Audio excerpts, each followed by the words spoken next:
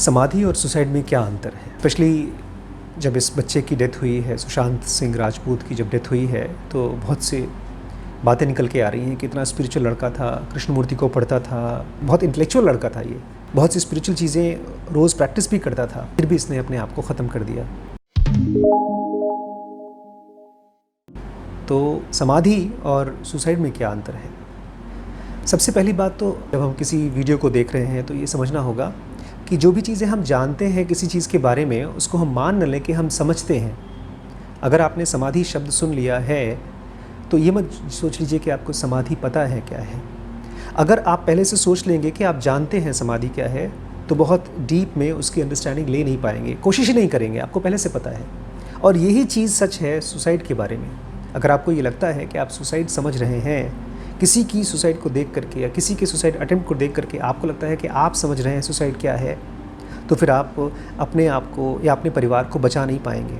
जब मेरे घर में सुसाइड हुआ था तो मैंने अपने आप से क्वेश्चन पूछना शुरू कर दिया, आशीष भाई तुमको क्यों समझ में नहीं आया कि ये बच्ची सुसाइड करने वाली है? जब तक आप अपने आसपास में, अपने फैमिली में बहुत आँख खोल करके ये नहीं देखना चाहेंगे कि हमारे बच्चों की इमोशनल हेल्थ कैसी है, उनकी समझ कैसी है, उनकी स्टेट ऑफ माइंड कैसा है, वो जो कुछ भी कर रहे हैं, अपने काम धाम को जो कर रहे हैं, उसके साथ वो एन्जॉयमेंट में है कि बोर्डम में है, जब तक आप ये सब चीज़ें नहीं देखना चाहेंगे तब तक आपको ये नहीं पता चलेगा कि वो बच्चा सुसाइड करना चाहता है कि नहीं।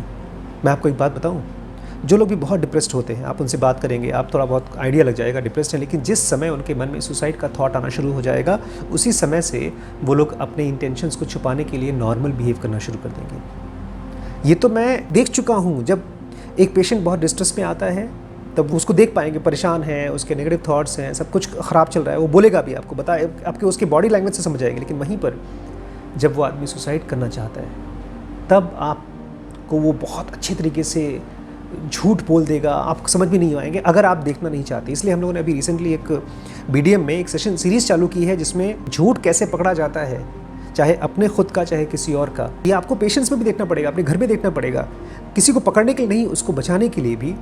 तो जब तक आप कॉन्शियसली नहीं देखना चाहेंगे तब तक आपको दिखाई नहीं देगा, क्योंकि एक पेशेंट जब सुसाइड करने की सोचता है तो वो प्लान करना शुरू कर देता है। तो सबसे पहली बात कि ये मत समझिए कि आपको सुसाइड पता है। आपके माइंड को लगता है कि जो कुछ भी आप सोच रहे हो बहुत इंटेलिजेंट है। मैंने कई जगहों पर एग्जाम्पल भी दिया है। एक बच्चा मुझसे मिला था, वो मुझसे बहस करने लगा था कि सुसाइड सही है, और जो एग्जाम्पल्स उसने दिए थे उसको सुन करके तो मैं शॉक्ड हो गया। उसने बताया मुझे क्या एग्जाम्पल दिया, भगवानों के एग्जाम्पल दिए। बाद में आप थोड़ा सर्च करिएगा, बात सही थी उसकी। भगवान राम ने सरयू नदी में कूद करके जान दे दी थी, ऐसी लिखा है, शास्त्रों में लिखा हुआ है। माता सती ने अपने आप जान दी थी आग में कूद करके। माता सीता ने धरती में अपने आप को डाल दिया था। ये सारी बातें सुन करके कोई भी आदमी अपने आप को कन्विंस्ड हो जाएगा, जिसके मन में चल रहा है वो अपने आप को ग्लोरीफाई करना शुरू कर देगा। इसलिए एक स्पिरिचुअलिटी का और डिप्रेशन का जो कॉम्बिनेशन होता है बहुत खतरनाक होता है। एक स्पिरिचुअल आदमी को जब वो सुसाइड करता है ना, तो उसको लगता है कि ये तो मेरा राइट है, मैं अपने आप को ख़त्म इसलिए कर रहा हूँ बिकॉज मैं एनलाइटेंड हो रहा हूँ। ऐसी फीलिंग्स आना शुरू हो जाता है, सेल्फ ग्रैंडियोरिटी की फीलिंग होती है। लेकिन हम सब के सब इस समाज का पार्ट हैं, इस दुनिया का पार्ट हैं। अगर मुझे कुछ होता है तो मेरे परिवार का हाथ कट जाता है। जैसे 5 उंगलियां हैं, ऐसे ही हम सब फैमिली में बंधे हुए हैं।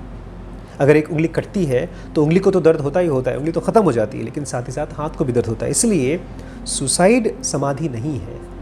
किसी भी इंसान को अगर वो अपने आप को मारने की कोशिश करता है तो वो सामाजिक गलती तो कर रहा है, अपनी खुद की तो जान ले रहा है, लेकिन समाज में भी कोई ऐसी चीज़ बोल रहा है कि एक जंगल की आग की तरह हो जाएगा।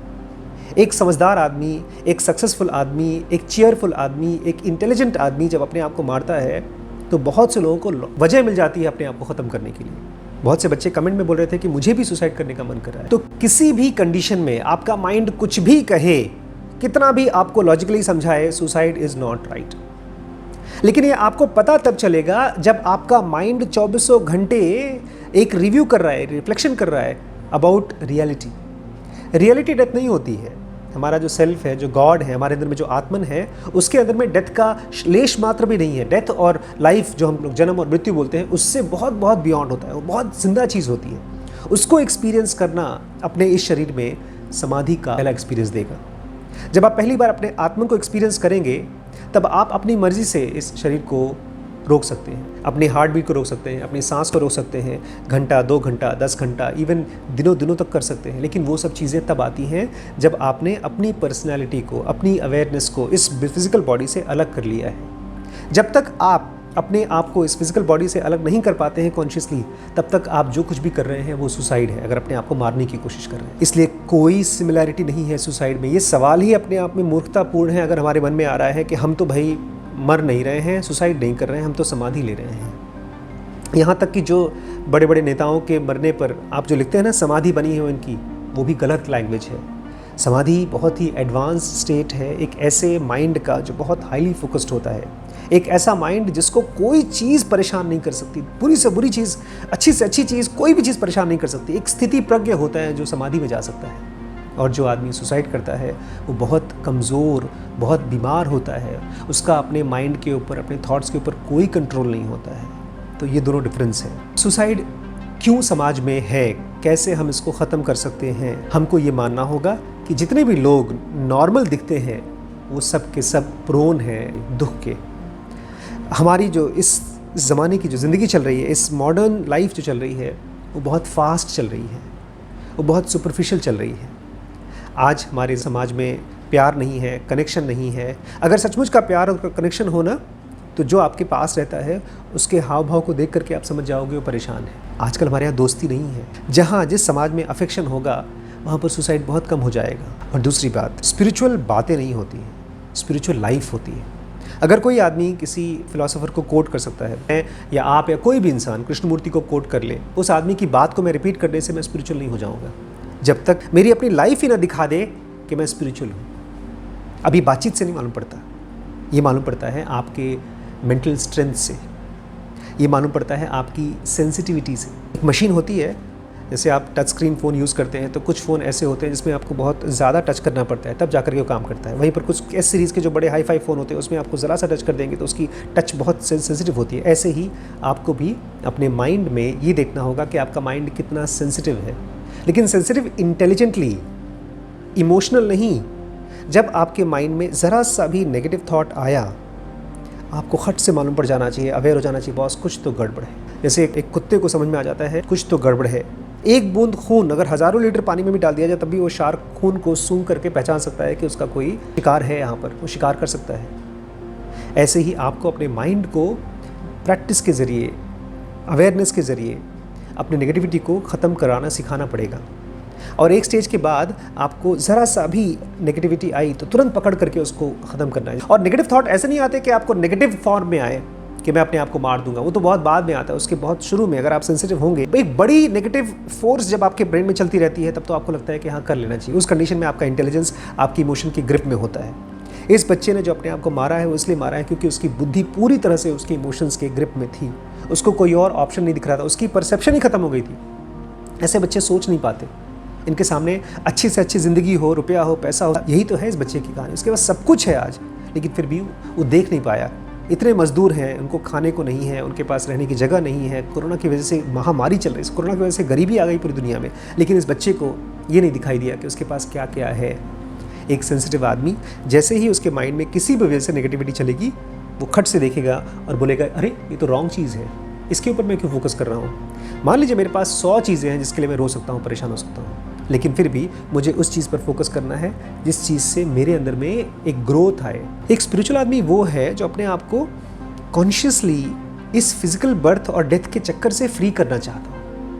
स्पिरिचुअल आदमी वो नहीं है जो आंख बंद करके कुछ देर के लिए मेडिटेशन कर सकता हो या कुछ अच्छी अच्छी बातें कर सकता हो, किसी को मोटिवेट कर सकता हो ना।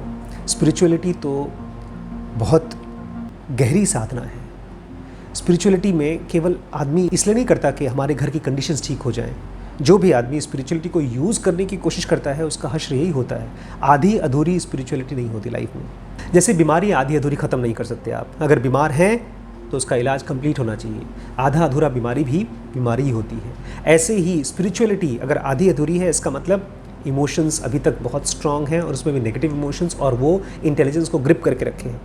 मेरी यही समझ में आया जब उस बच्चे के बारे में मैं सोच रहा था जो हमारे घर में सुसाइड हुआ, कि उसने मुझसे कौन सी बातें कही थी, मुझे किस बात को पकड़ करके उसके पास जा करके उससे मिलना चाहिए था, बात करना चाहिए था। जिस सोसाइटी में बच्चों के ऊपर या लोगों के ऊपर ज़बरदस्ती का टॉन्ट नहीं होगा, जिनकी लोग बेइज्जती नहीं करेंगे, जब छोटे बच्चे हमारे पास कुछ बोलने आते हैं या इवन हमसे बड़े जब हमसे कुछ बोलने आते हैं, हम उनको एक एक्सपेक्टेशन की नज़रों से देखते हैं। अरे तुमने ऐसा कैसे बोल दिया, तुम्हारी ज़िंदगी में ऐसा कैसे हो गया। उस एक्सपेक्टेशन की वजह से वो बंदा हमसे अपनी बातें शेयर नहीं कर पाता। आज मैंने अपने घर में बच्चों को ऐसा खाली बोला नहीं है, किसी भी टाइम रात को 12 बजे 2 बजे किसी भी टाइम मेरे घर के बच्चे, कोई भी बच्चा मेरे पास आकर के कुछ भी बोल सकता है। वो चाहे तो मुझे गाली भी दे सकता है। तब मेरे घर के सारे बच्चे मुझे बड़े पापा बुलाते हैं।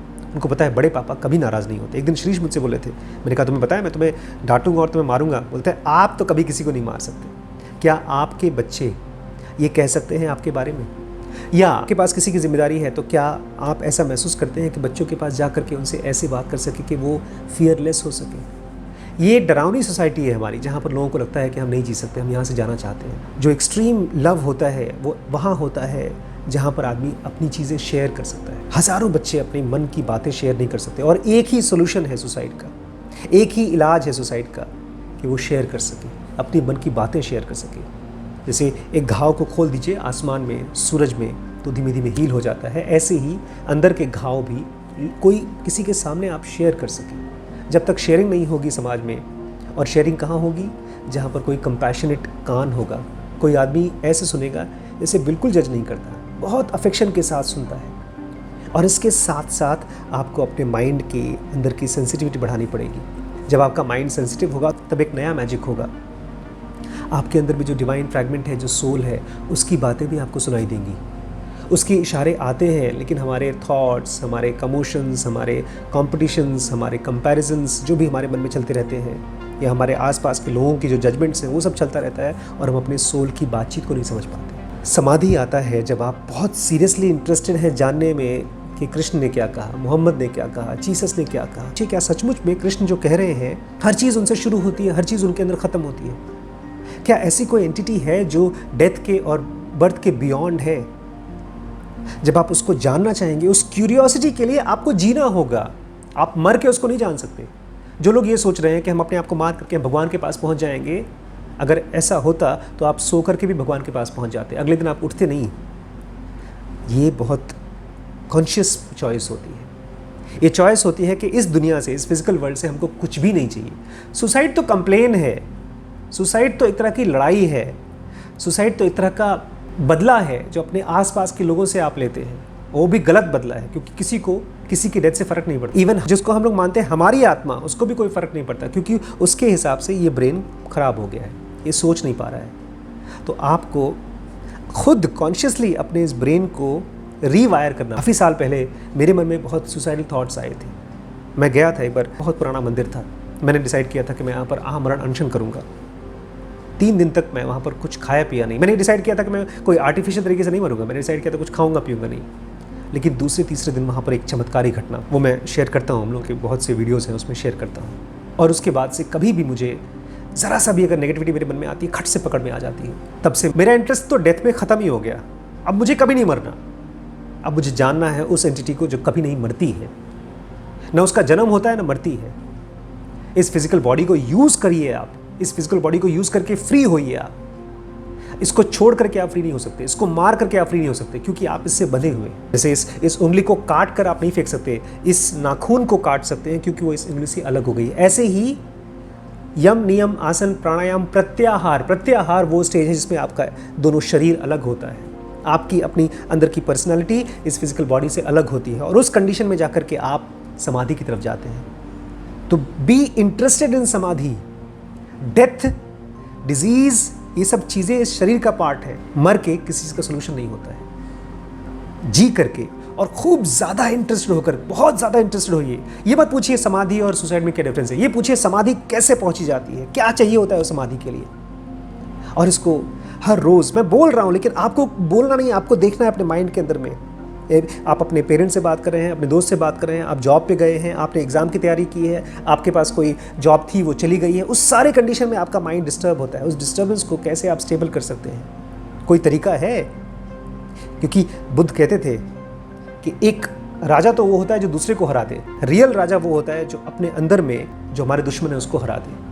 जो दूसरों को कंट्रोल कर ले वो कमज़ोर राजा है, जो अपने खुद के माइंड को अपने हाथ में, अपने रेगुलेशन में रखे, वो असली राजा होता है। ऐसा हो जाना चाहिए कोई भी आपको डिस्टर्ब न कर सके, आप भी अपने आप को डिस्टर्ब न कर सके, क्योंकि आप इस फिजिकल बॉडी के बियॉन्ड कोई चीज़ है और उसको कोई भी डिस्टर्ब नहीं कर सकता। वहाँ पहुँचना है आपकी जिम्मेदारी।